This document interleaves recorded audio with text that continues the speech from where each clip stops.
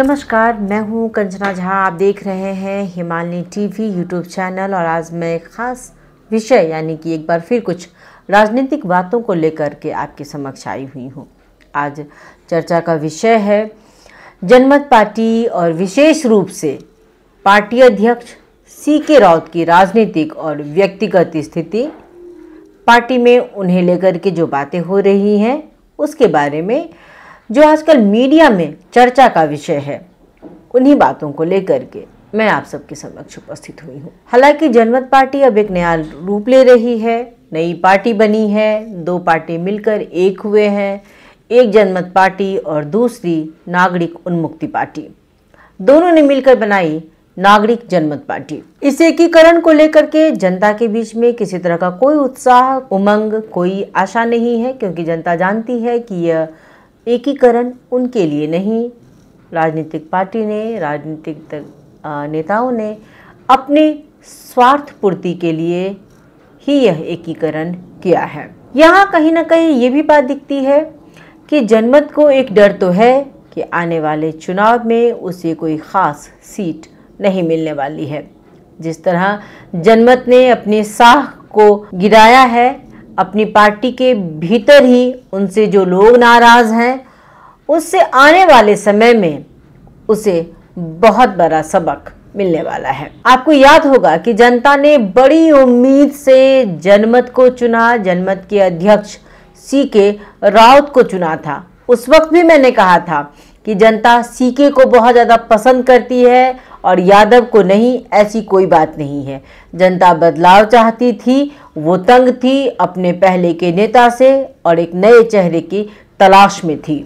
आज जो कुछ भी हो रहा है, इसमें कोई नेता इस गलतफहमी में ना रहे कि जनता उसे बहुत ज़्यादा पसंद करती है या उनके पक्षधर है। उसे कोई नया दिखेगा, कोई नई सोच दिखेगी तो वो उस ओर कदम जरूर बढ़ाएगी, और ऐसा ही उस वक्त भी हुआ। ऐसा नहीं है कि जनता सीके को बहुत ज्यादा पसंद करती है। जनता एक कार्यकाल देना चाहती थी सीके को, एक नए व्यक्तित्व को समय देना चाहती थी, लेकिन दुर्भाग्य सीके भी वही निकले। उन्होंने भी बड़ी बड़ी बातें की, जनता को सपने दिखाए, लेकिन हाथ में दिया जीरो। कुछ ऐसी ही परिस्थिति नागरिक उन्मुक्ति पार्टी की भी रही है। रेशम चौधरी जेल में रहते हुए चुनाव जीत तो लेते हैं, लेकिन लोगों के मन में अपने आप को बिठा नहीं पाते हैं। उनके जेल में रहते हुए अध्यक्ष पद को संभाला उनकी पत्नी रंजीता ने। कहते हैं ना कि राजनीति और कुर्सी की ललक ऐसी होती है कि इसमें कोई संबंध नहीं देखा जाता है। पति पत्नी का संबंध भी समाप्त हो जाता है कुर्सी की ललक में।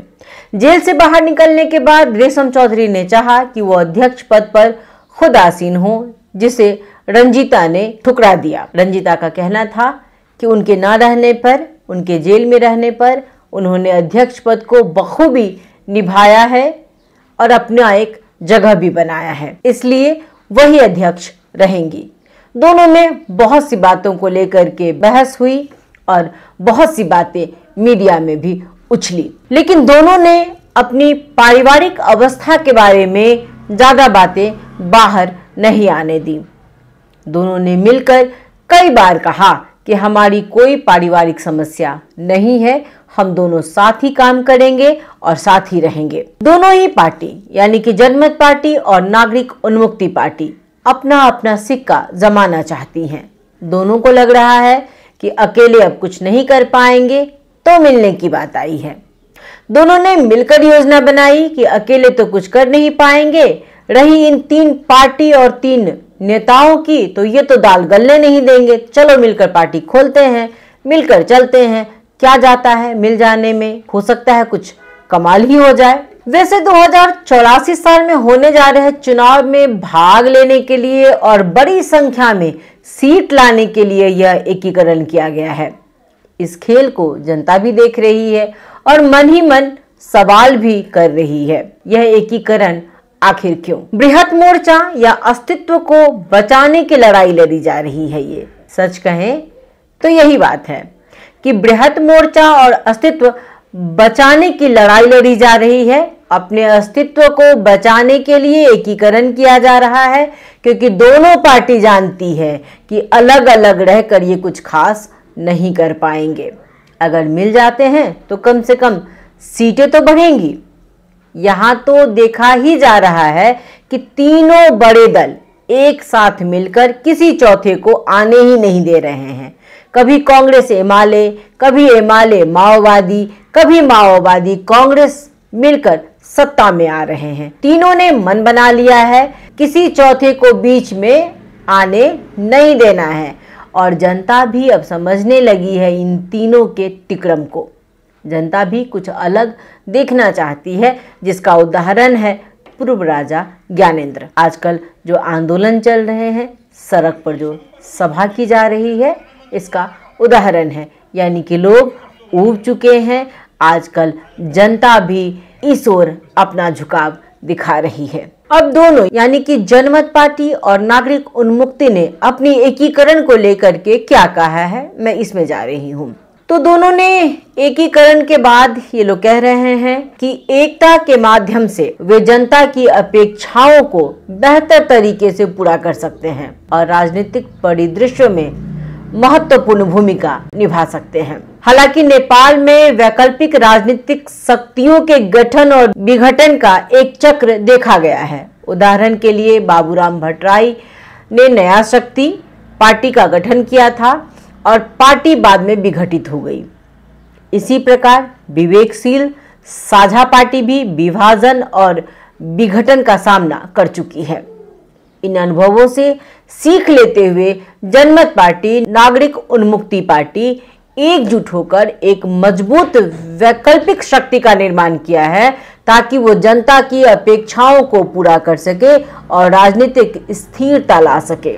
लेकिन ये दोनों पार्टी मिलकर जनता की अपेक्षाओं पर खड़े उतरेंगे या राजनीतिक स्थिरता ला सकेंगे, इसकी क्या गारंटी है? यहाँ आम लोगों में संदेह है। अब कुछ बातें सीके राउत की करें या पार्टी में जो उनको लेकर के बातें हो रही हैं उस पर करें।